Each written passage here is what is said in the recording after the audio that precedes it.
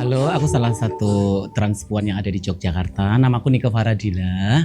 Nama aslinya Andra Purwanto. Aku lahir di Blora, tepatnya di tahun 1983. Itu secara identitas ya. Sebetulnya aku lahir di tahun 1977.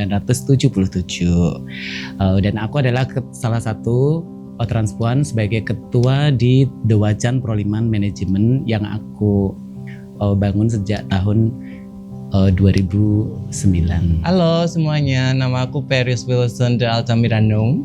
Itu nama aku kalau lagi on make up kayak gini. Kalau nama di luar aku kerja adalah aku Anand. Umurku sekarang udah masuk ke 40. I'm a Jogjanis, asli dari Jogja, ya. Dan I start my career.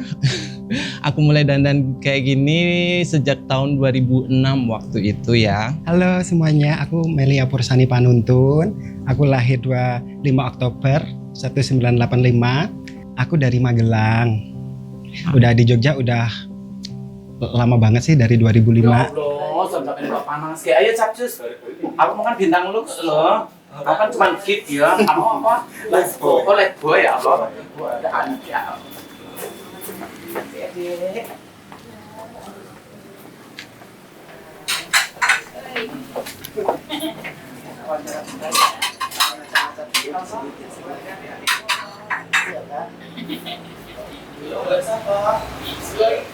Ya Allah nih loh, banyak ngasih baju-baju ini sahabat-sahabat aku.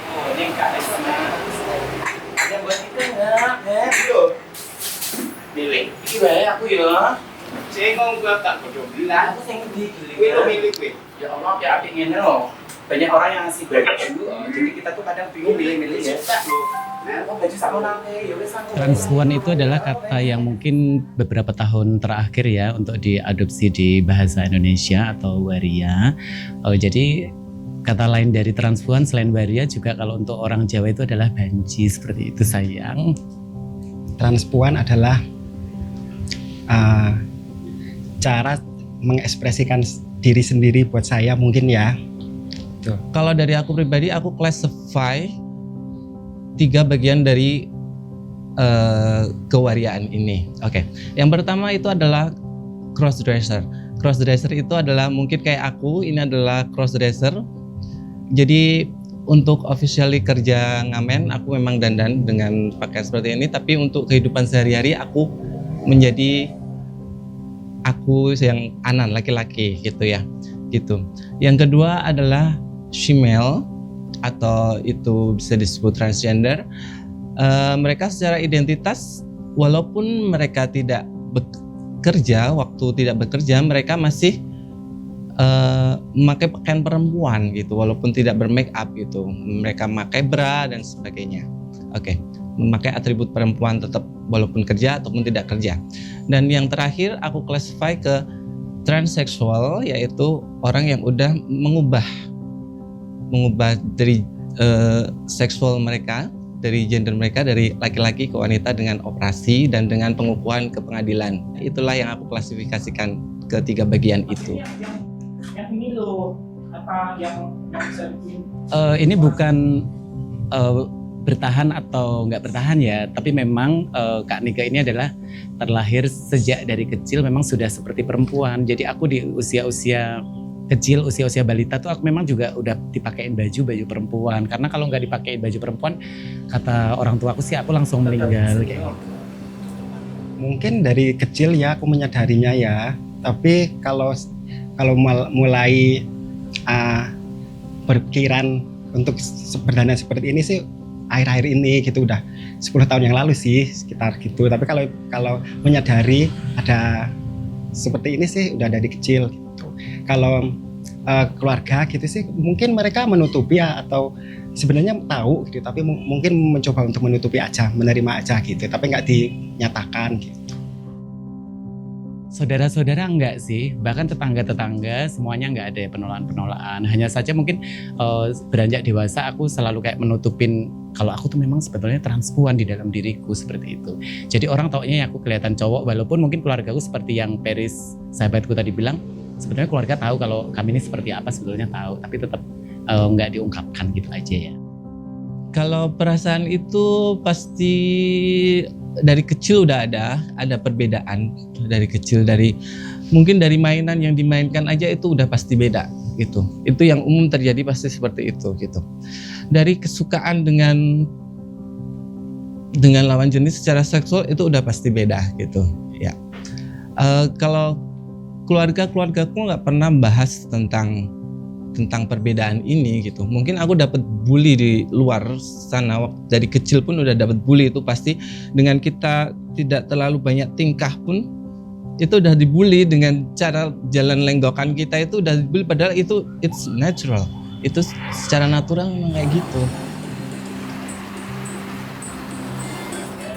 Masyarakat sih karena dulu waktu itu kan karena masih kecil ya, jadi aku nggak terlalu memperhatikan kalau orang tuh sebetulnya sedang membuli atau mengolok-olok aku, karena memang aku dari kecil tuh punya jiwa-jiwa yang kayak happy gitu loh, happy, semangat. Terus orang bilang apa tuh aku malah it's okay, ini aku, dan aku senang-senang aja dikatain banci gitu, aku malah kemayu kayak gitu loh sayangku. Jadi tuh Kak Nika dari kecil ya seperti itu, jadi nggak pernah mempermasalahkan orang mau menganggapku seperti apa kayak gitu.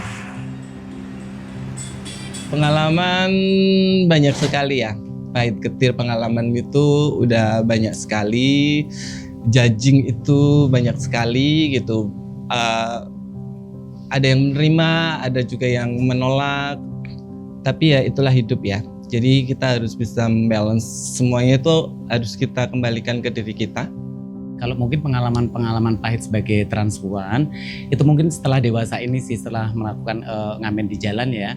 Karena zaman-zaman dulu di tahun 2000, dari 2009 sampai mungkin tahun 2013 atau tahun berapa itu tepatnya, itu kan memang sangat gencar itu FPI ya. Kalau zaman dulu itu benar-benar mereka itu benar-benar seperti kayak pengen meluluh lantahkan seorang transpuan yang dianggapnya itu benar-benar pendosa yang luar biasa, yang kayaknya itu kayak layak untuk dimusnahkan, dan darahnya itu sangat halal mungkin bagi mereka ya. Kalau The Wajan terbentuknya itu pertama adalah aku sama sahabatku yang namanya Melia Porosani. Dulu tuh kami cari lampu merah yang ada di Jogja. Jadi dari Jogja sampai ke Prambanan sebelah timur sana. Pendapatan yang paling baik itu di mana ternyata ada di Proliman sini yang paling bagus, selain tempatnya adem kayak gitu sayang. Sebetulnya sih sangat gak diizinkan ya, karena ini kan jalan cepat ya. Jadi akhirnya kami, karena pendekatan kami yang seperti kakak utarakan awal-awal tadi, jadi memang kami berdua tuh lolos gitu, akhirnya sampai sekarang ini gitu. Kegiatannya sehari-hari cuman konser aja, kayak ngamen gitu. Kalau dulu sih mungkin ada hari-hari tertentu di mana kita tuh kayak semacam rekreasi gitu ya. Hari Senin biasanya kalau dulu itu rekreasi bareng-bareng ke Pantai Baru, kita makan-makan bareng. Nggak mau ada kelihatan ada keringetnya, malu. Jadi aku rajin. Kalau The Wajan ini tempatnya sih hanya sekedar apa istilahnya, cuman wadah kecil aja sih. Di sini untuk mengekspresikan, kayak kakak kan memang hobinya nyanyi ya. Jadi ya kebetulan kakak kan memang anak band ya. Jadi dulu kakak, karena kalau dulu kan bandnya masih aktif itu, namanya bandnya itu band Amuba. Amuba adalah band queer pertama di Indonesia. Karena udah nggak aktif, vakum semenjak COVID tahun 2019. Jadi mau nggak mau ya kakak harus benar-benar lebih menelateni kerja di Proliman ini, walaupun cuman menjadi seorang pengamen atau musisi jalanan seperti itu sayang.